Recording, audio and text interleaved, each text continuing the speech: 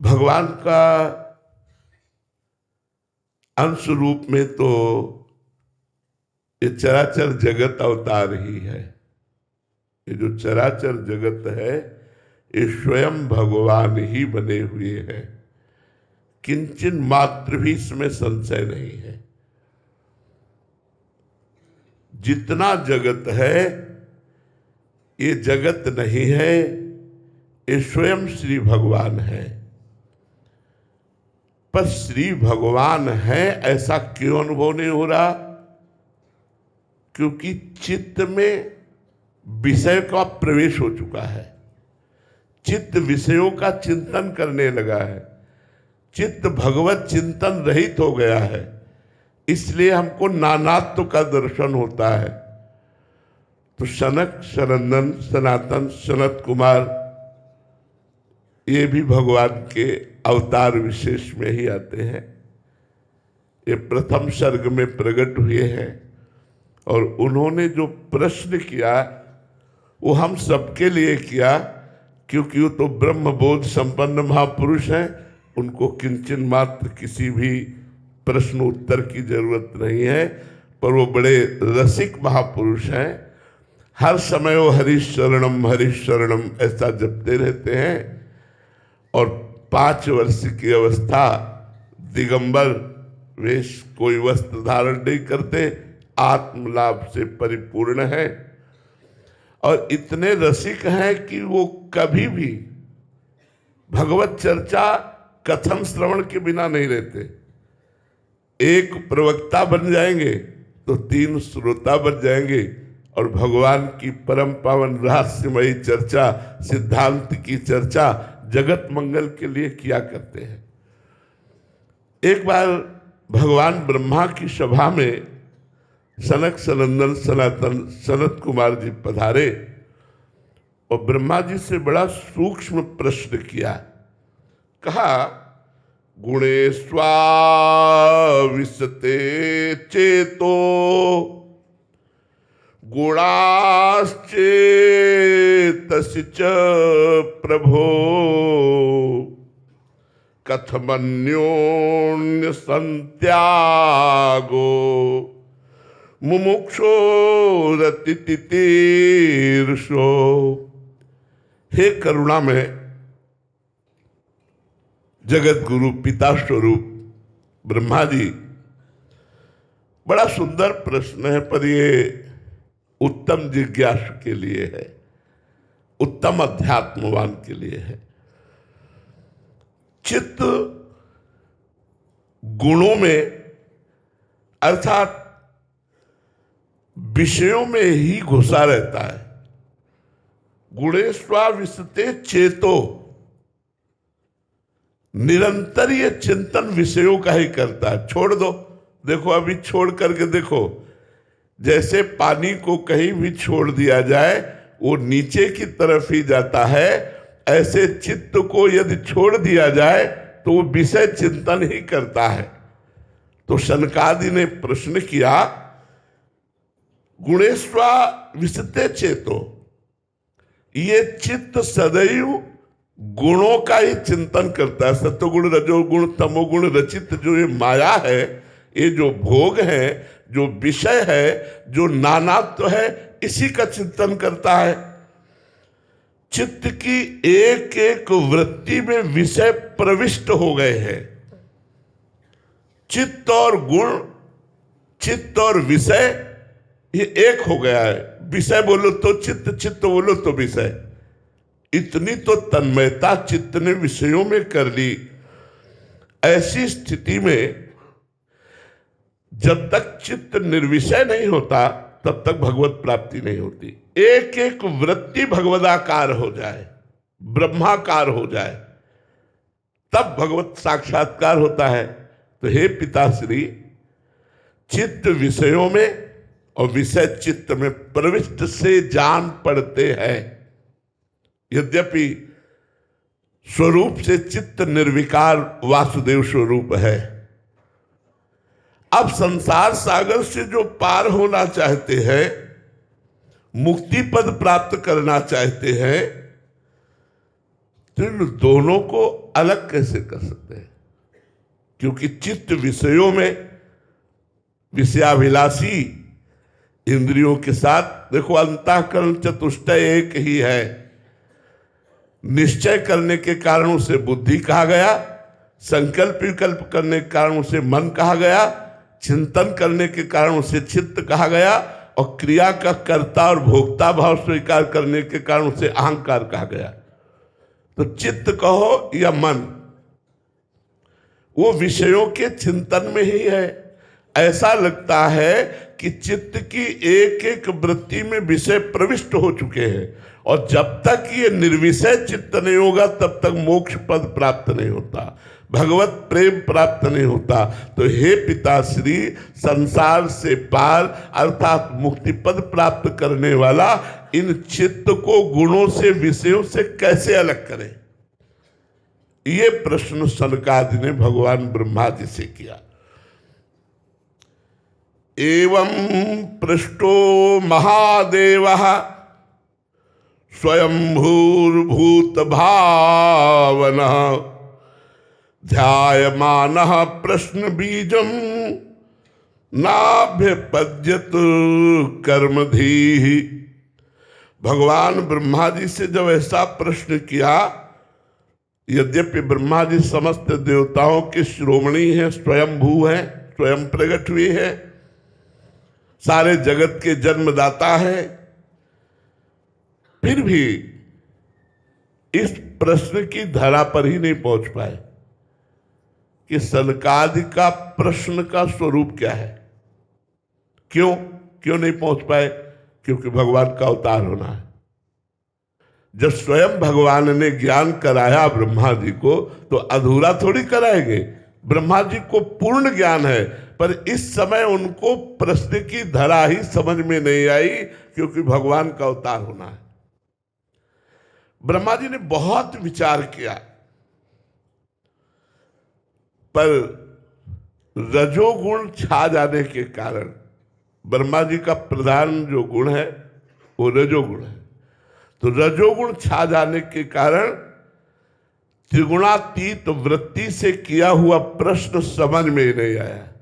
सनकादि त्रिगुणातीत है, स्वरूप से ब्रह्मा जी भी त्रिगुणातीत है, पर ब्रह्मा जी ने रजोगुण को स्वीकार किया, देवादिदेव महादेव जी ने तमोगुण को स्वीकार किया, और भगवान श्री हरि ने सत्वगुण को स्वीकार किया। यद्यपि ये तीनों त्रिगुणातीत है। अब ब्रह्मा जी जब उत्तर नहीं दे पाए, क्योंकि प्रश्न की धरा ही समझ में नहीं आई, तो भगवान का चिंतन किया कि हे प्रभु, आप कृपा करके सनकादि के प्रश्न का उत्तर दीजिए। सा माम चिंतयत देवः प्रश्नोपारति तीर्षया तस्याहं हंस रूपेण सकाशमगमं तदा। जिस समय ब्रह्मा जी एकाग्र होकर ध्यानस्थ हुए, उसी समय भगवान रूप धारण करते हैं हंस का।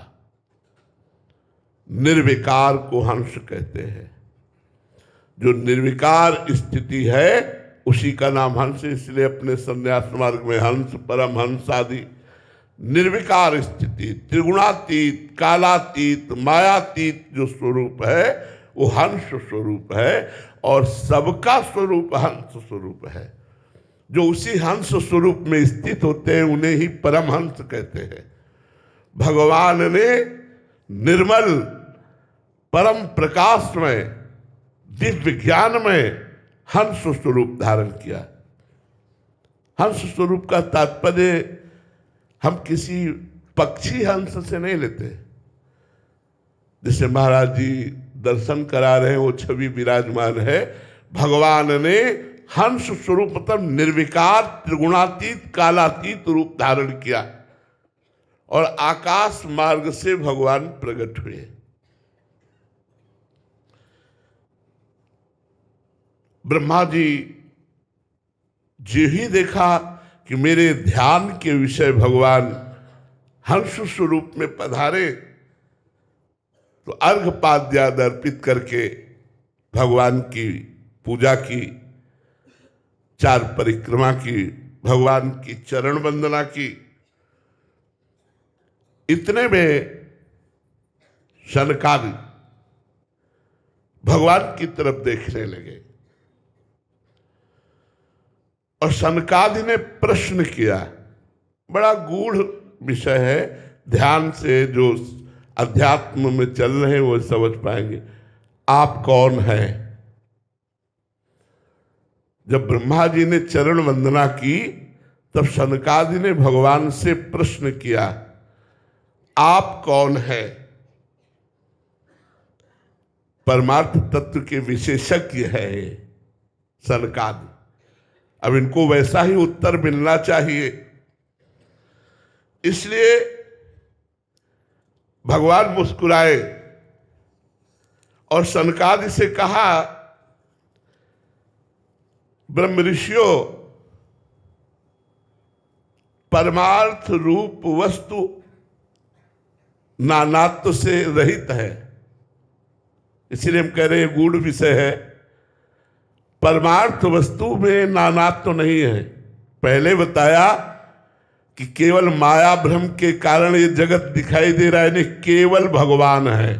वासना वासुदेवस्य वासितम भुवनत्रयम् सर्वभूत निवासोस्मि वासुदेव नमोस्तुते। बहुनाम जन्मनावन्ते ज्ञानवान माम प्रपद्यते वासुदेवा सर्वमित स महात्मा सुदुर्लभा। केवल वासुदेव ही विराजमान है। भगवान बोले हंस स्वरूप से कि ब्रह्म ऋषियों, ये परमार्थ रूप, तुम परमार्थ के विशेषज्ञ हो, इसलिए उत्तर दे रहा हूं। ये नानात्व से सर्वथा रहित, इसमें नानात्व नहीं है। तब आपका प्रश्न करना कैसे बनता है कि आप कौन हैं? आपने कैसे प्रश्न कर दिया कि आप कौन हैं, क्योंकि परमार्थ में नानात्व तो है ही नहीं। अब मैं अगर बोलूं तो किससे बोलूं?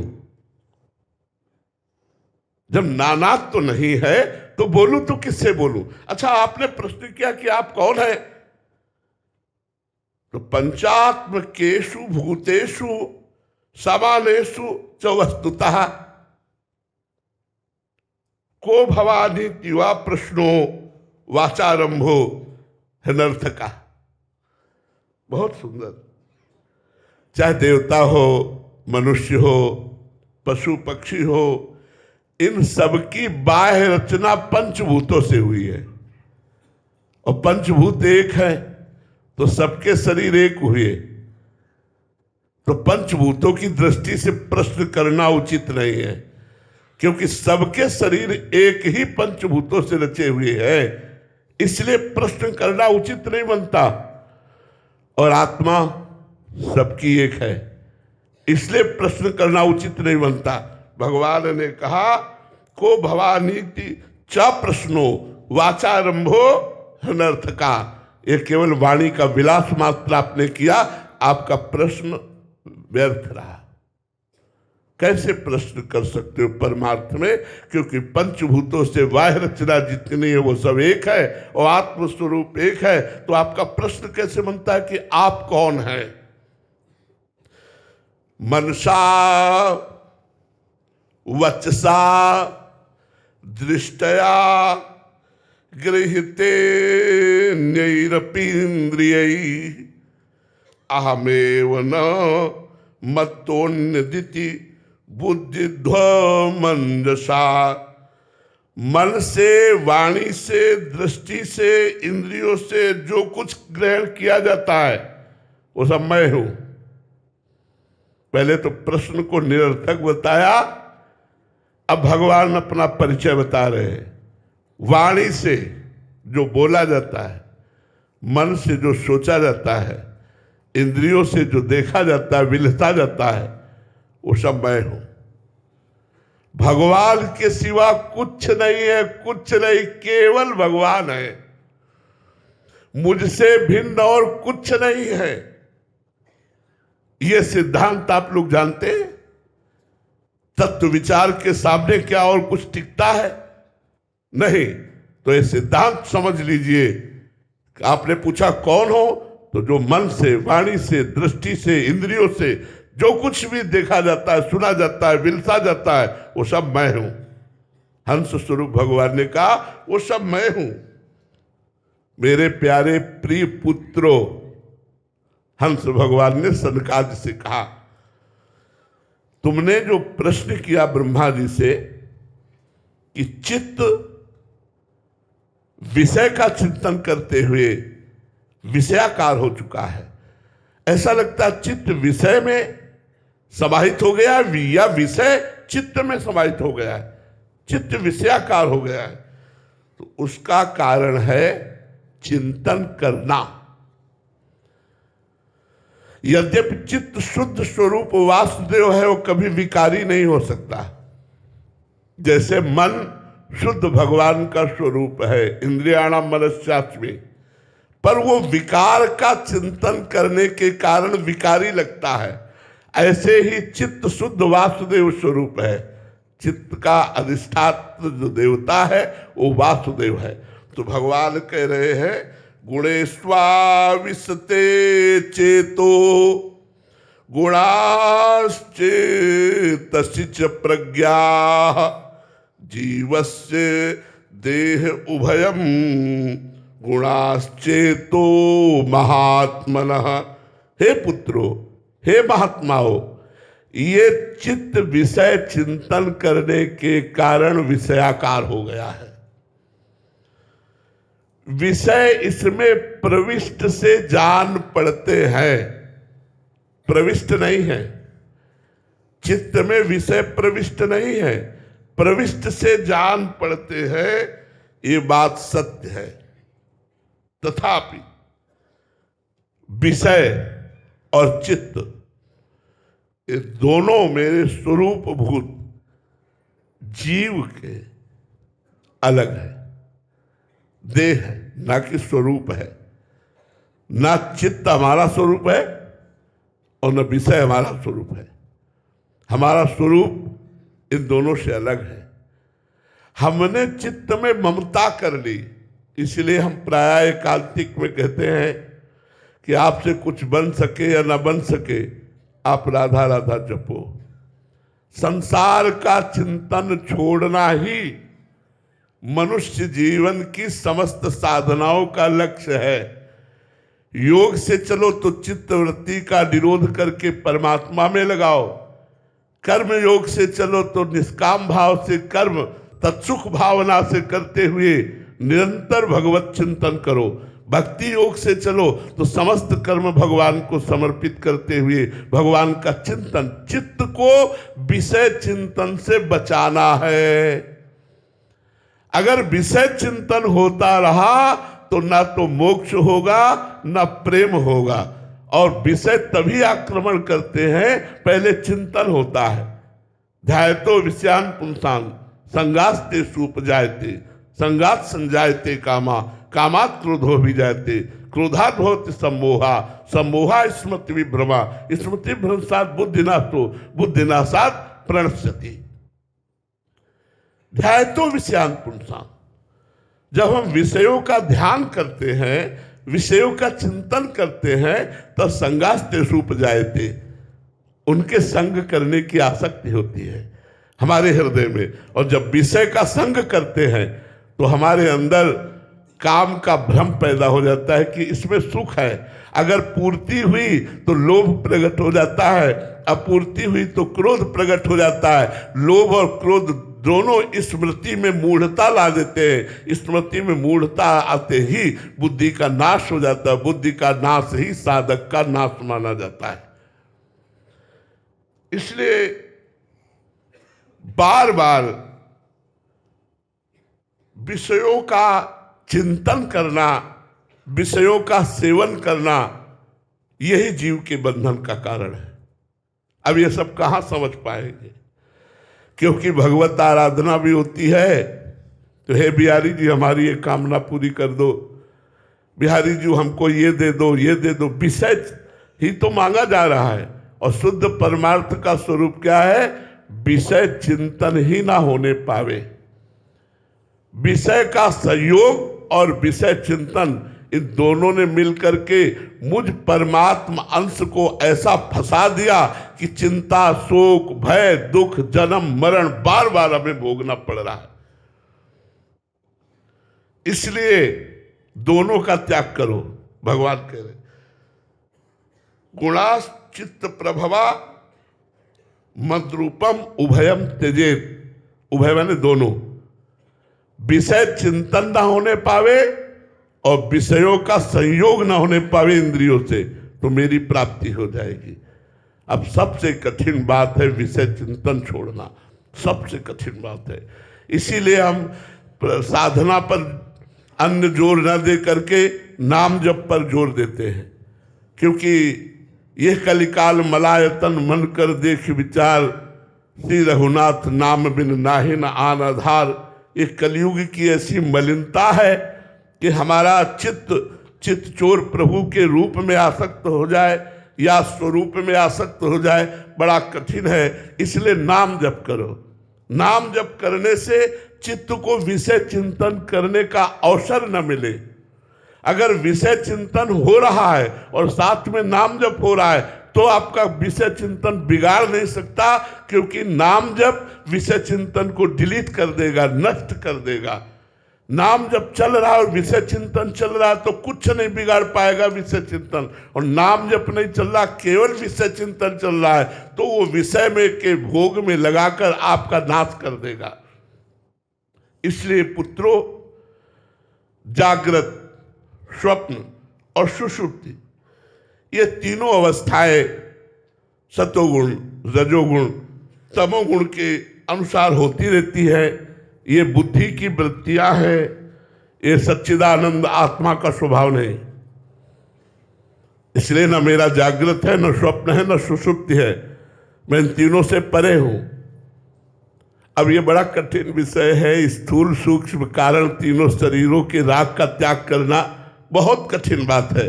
इसलिए कलिकाल में शुद्ध साधना और शुद्ध साधक बहुत कठिन है मिलना, क्योंकि हम लोग जो भी करते हैं, मान सम्मान, नाम कीर्ति, रुपया पैसा, ये सब बाह्य के लिए करते हैं। और यहाँ जो चर्चा हंस भगवान ने की, वो शुद्ध स्वरूप प्राप्ति की। सतोगुण, रजोगुण, तमोगुण के द्वारा रचित तीनों लोग, सतोगुण, रजोगुण, तमोगुण के द्वारा तीनों अवस्थाएं, जागृत, स्वप्न, सुषुप्ति और स्थूल सूक्ष्म कारण, इन तीनों का त्याग किए बिना कोई परमात्मा स्वरूप में स्थित नहीं हो सकता। और कितना कठिन है तीनों का राग। अरे पहले स्थूल का राग छूट जाए। हम लोग पूरे शरीर को ही अपना स्वरूप मानते हैं, भूल गए हम अपने स्वरूप को। तो अपने स्वरूप सच्चिदानंद स्वरूप को जानने के लिए हंस भगवान ने उपदेश किया कि चित्त ना विषय चिंतन करने पावे और न विषय संयोग सुख लेने पावे। अब ये कितना कठिन है आप देख लीजिए। चित्त ना विषय चिंतन करने पावे, न विषय संयोग करने पावे। इसलिए हम भगवान की इस परम पावन चर्चा को प्रणाम करते हैं और सबसे निवेदन करते हैं कि भगवान का नाम जप करो, इसी से सब ठीक हो जाएगा। कलयुग केवल नाम आधारा, सुमिर सुमिर नर उतरे पारा। ये जो सूक्ष्म विषय भगवान वर्णन कर रहे हैं, ये भी समझ में आ जाएगा यदि नाम जप करोगे। कल चर्चा हुई थी कि जैसे एक एक कवल भोजन से क्षुधा निवृत्ति, तुष्टि और पुष्टि होती रहती है, ऐसे एक एक क्षण जब हम नाम जप करेंगे तो संसार से वैराग्य, स्वरूप का ज्ञान और भगवान से प्रेम होता जाएगा। बोलो हंस भगवान की जय। कपिल जी मध्य प्रदेश से। राधे राधे महाराज जी। महाराज जी, बुद्धि में ज्ञान है कि भोगों में सुख नहीं है, फिर भी मन में भोगने की लालसा बनी रहती है। हाँ, भजन की कमी, अज्ञान के कारण। ये जो बुद्धि में ज्ञान है, ये स्वाप्निक ज्ञान है, ये सत्य ज्ञान नहीं है। क्योंकि सत्य ज्ञान का जब प्रादुर्भाव होगा तो श्रद्धावान लभते ज्ञानम तत्परा सहितेन्द्रिया, तत्परा सहितेन्द्रिया। जिस समय ज्ञान प्राप्त होगा, सही ज्ञान, तो तत्परा, उसके परायण होकर वो अपनी इंद्रियों पर विजय प्राप्त करेगा। तत्परा संयतेन्द्रिया। और जब इंद्रियों पर विजय प्राप्त करेगा तब जो ज्ञान होगा उसे, तब वो आत्मस्वरूप को प्राप्त होता है। इसीलिए लिखा श्रद्धावान लभते ज्ञानम तत्परा संयतेन्द्रिया, और ज्ञानम लब्ध्वा परम शांति मचिरेणादि गच्छति। 2 बार ज्ञान शब्द का प्रयोग हुआ। पहला शास्त्रीय सत्संग के द्वारा प्राप्त ज्ञान, और दूसरा जब इंद्रियों पर हम विजय प्राप्त कर लेते हैं, इंद्रियों को निर्विषय कर लेते हैं, तो शुद्ध ब्रह्मबोध ज्ञान प्रकट होता है, जिससे जीव मोक्ष पदवी को प्राप्त होता है। इसलिए नाम जप करो। नाम जप करने से अध्यात्म बल बढ़ेगा और हम अपनी जानकारी का प्रयोग कर पाएंगे। हमारी जो जानकारी है वो केवल रखी की रखी रह जाती है। जब हमारा मन जो चाहता है वो हमसे करा लेता है। इसका कारण है हमारे अंदर अध्यात्म बल की कमी। अध्यात्म बल को हम बढ़ाने के लिए भगवान का नाम जप करें।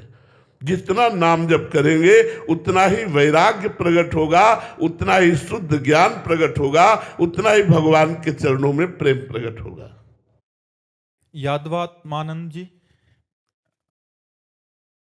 राधे राधे महाराज जी, आपके चरणों में कोटि कोटि प्रणाम। महाराज जी, मैं कैसे प्रयास करूं कि मेरी इष्ट माँ सदा मुझसे प्रसन्न रहे? माँ माँ माँ माँ माँ माँ को पुकारो, माँ प्रसन्न रहेगी। माँ को बेटे से कुछ नहीं चाहिए। रामकृष्ण परमहंस जी हर समय माँ के आंचल में ही पड़े रहते थे, हर समय माँ को पुकारते रहते थे। हाँ, तो बस माँ माँ पुकारो और ऐसा भाव रखो कि हर समय माँ मेरे साथ है, माँ मेरी रक्षा कर रही है, माँ मुझे दुलार कर रही है। और चराचर जगत में माँ को देखने की चेष्टा करो। देवी प्रपन्नार्थ हरे प्रसीद प्रसीद मातर जगतो खिलस्य प्रसीद विश्वेश्वरी पाहि विश्वम त्वमीश्वरी देवी चराचरस्य। वही चराचर के रूप में ईश्वरी विराजमान है जो देवी है। सब में माँ की भावना करो और माँ का निरंतर स्मरण करो और सोचो माँ के मैं वात्सल्य में डूब रहा हूँ, तो धीरे धीरे माँ कृपा करेंगी और आपके मानस पटल पर आकर आपको दर्शन दे देंगी।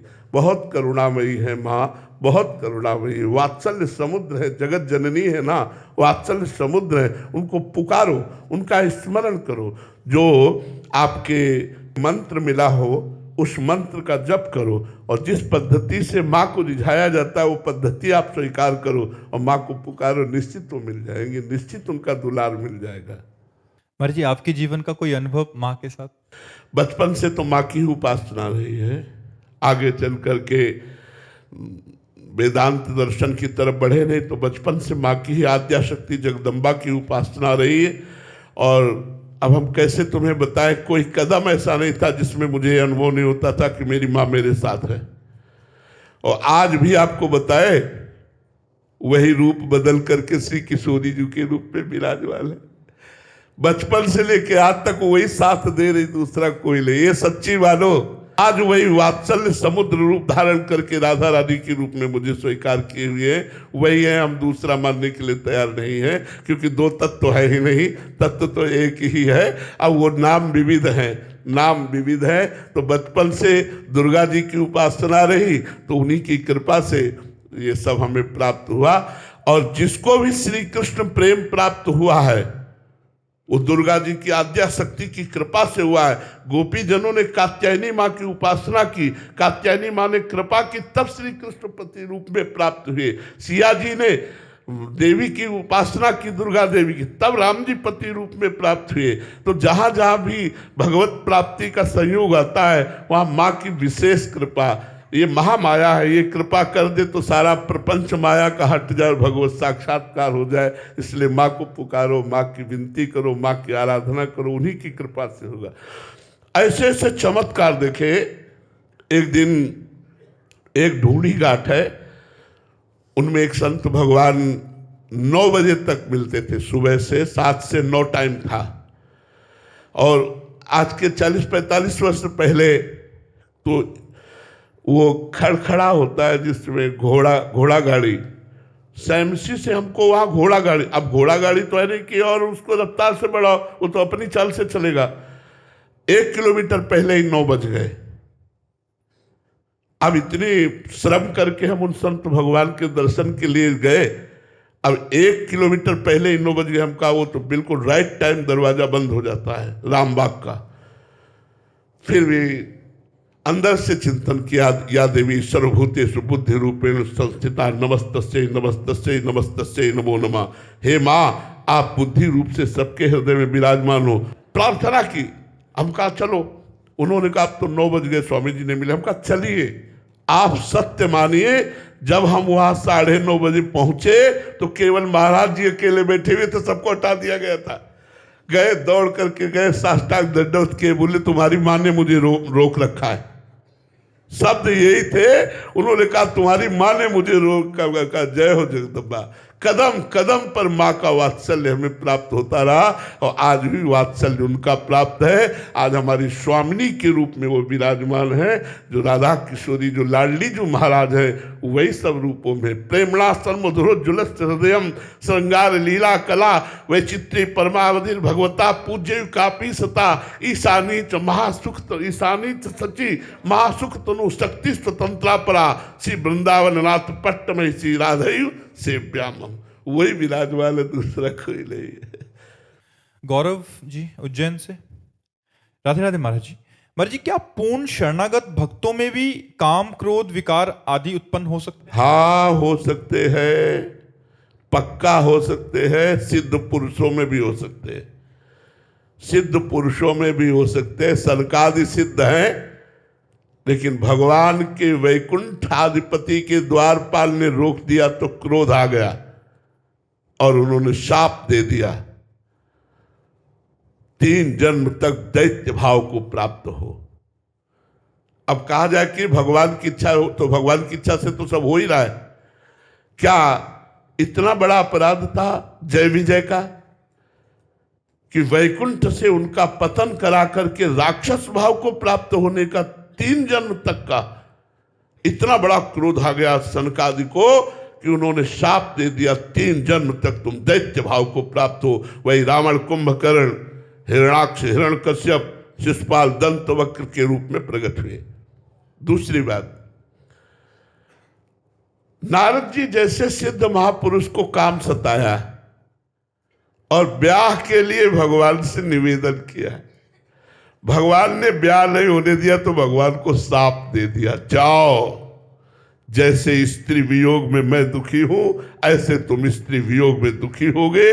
जो बंदर का मुझे रूप दिया यही तुम्हारी सहायता करेगा। भगवान ने शाप स्वीकार किया। प्रसंग सबको पता है।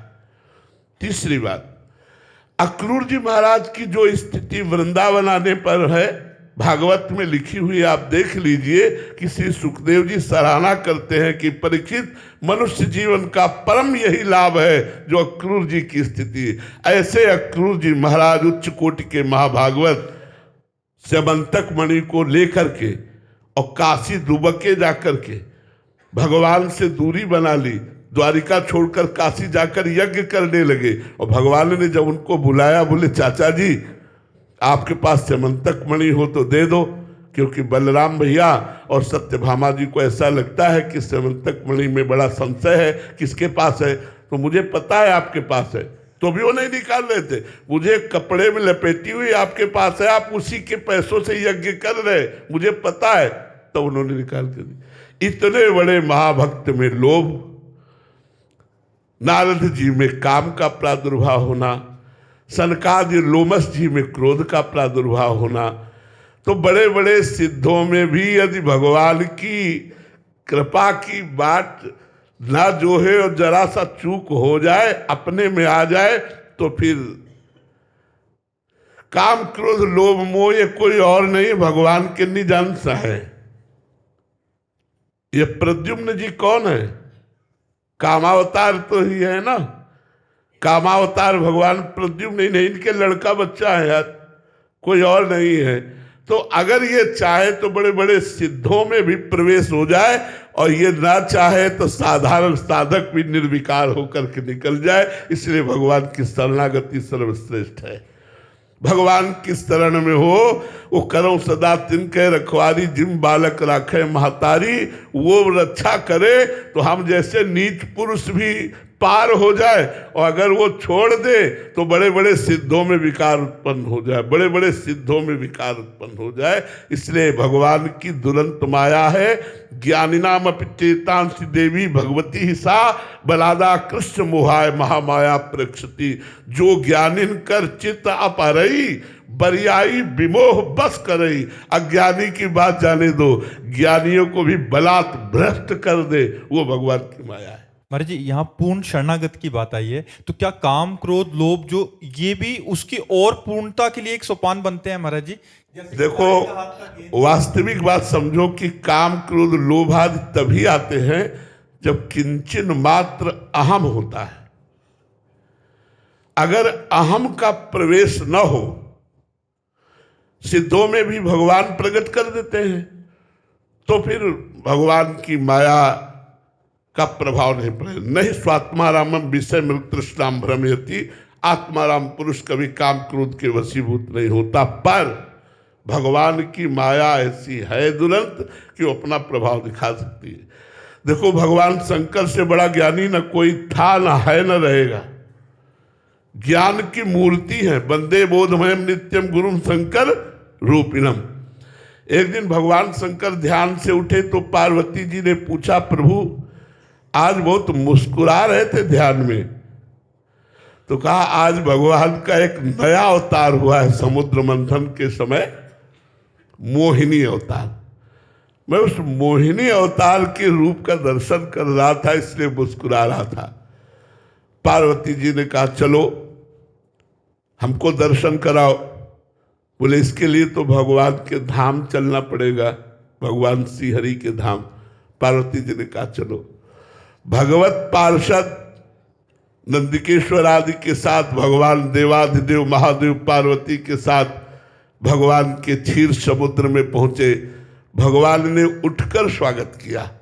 देवाधिदेव महादेव, जब हरि से पूछो तो ये उनके गुरु है, उनसे पूछो तो ये उनके गुरु है। दोनों परस्पर एक दूसरे को आराध्य देव मानते हैं। राम जी बनकर रामेश्वर की स्थापना कर भगवान शिव की आराधना पुष्ट करते हैं, और हनुमान जी बनकर राम जी की सेवा करते हैं। ये भगवान श्री हरि हर में अभेद है, होते हुए भी बड़ा सेवक स्वामी का भाव गुप्त है। क्षीर समुद्र में सैया पर विराजमान भगवान श्री हरि उठ करके महादेव जी का स्वागत किया, आसन पर विराजमान किया। महादेव जी ने कहा, प्रभु हमने सुना है आपने मोहिनी अवतार धारण किया है, पार्वती और नंदीगण सब देखना चाहते हैं आपके उस अवतार को। भगवान ने कहा, उस अवतार को देखने की बात मत करो, वो तो हमने असुरों को मोहित करके अमृत लेने के लिए धारण किया था, वो योगियों के लिए नहीं है। भगवान शिव ने हठ किया। इतने में भगवान श्री हरि अंतर ध्यान। अब नेत्र चकाचौंध है कि किधर भगवान, उधर देखा कि एक 16 वर्ष की ऐसा स्वरूप भगवान का मोहिनी रूप। ये वंदे बोधमयम नित्यम गुरुम शंकर रूपिणम, भागवत में लिखा, पढ़ के देख ले आप। भगवान शिव खड़े हो गए और भगवान हरि ने जी मुस्कुरा कर कटाक्ष मारा तो दौड़ पड़े।